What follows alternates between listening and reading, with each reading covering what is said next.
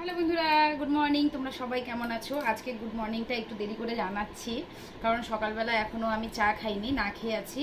অনেকটাই বেলা হয়ে গেছে জানি, তো মেয়েদেরকে স্কুলে দিয়ে আসতে হয়। সকালবেলাটা আমার সেভাবে চা খাওয়া হয় না, তো এখন আমি চা খাবো।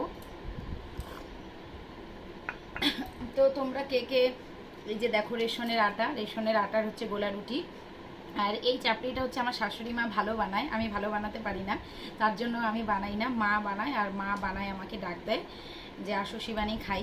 তো যাই হোক, একসাথে খাওয়া হয় না। সকালবেলা মোবাইলের মধ্যে কাজ করে যাচ্ছিলাম। তো তোমরা কে কে আমার মতো এত দেরি করে চা খাও অবশ্যই কমেন্ট করে জানাবে। তারপরে তো আছেই সংসারে নানান কাজ। তো যাই হোক, এতদিন থেকে কাজ করছি আর তোমাদের সাথে কথা বলছি, এত মিষ্টি মিষ্টি বন্ধুদের সাথে আমার ভীষণ ভালো লাগে।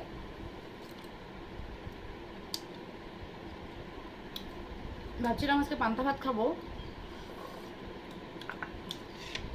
একটু আগে চাটা খাই, তারপরে পান্তা ভাতটা খাবো। আর আজকে চাটা সকালবেলা আমি বানাইনি, মা বানিয়েছে, শাশুড়ি মা। তো বেশ ভালোই হয়েছে। তো অনেকেই আছে শাশুড়ি মায়ের বদনাম করে, তো আমি শাশুড়ি মায়ের বদনাম আজকে করছি না, কোনোদিনও করি না। আমরা অনেক সময় হয় সংসারে থাকতে গেলে ঝগড়া হয়, কিন্তু মিলেমিশেও থাকতে হবে, কারণ তাদেরকে ছেড়ে আমি কোথায় যাব।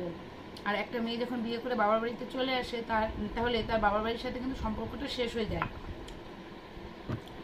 এই একটা পর্দা খুব ডিস্টার্ব করছে, সম্পর্কটা প্রায় অনেকটাই শেষ বলতে মানে এই যে আমরা এখানে থাকি, আমাদের কিছু হলে কিন্তু আগে কিন্তু শ্বশুর শাশুড়ি যাবে, বাবার বাড়ির থেকে লোকটা আসতে কিন্তু একটু দেরি হবে। তো তাদেরকে ভালোবাসো, তাদেরকেও ভালোবাসতে হবে, তাদের কাছ থেকে যদি ভালোবাসা নিতে হয় তাহলে তাদেরকেও ভালোবাসতে হবে। আর ঝগড়া তো প্রত্যেকটা সংসারেই হয়ে থাকে। তো যাই হোক, আমি একটু রুটি খাই, তারপরে যদি পারি তোমাদের সাথে দুপুরে খাবারটাও শেয়ার করবো। টাটা।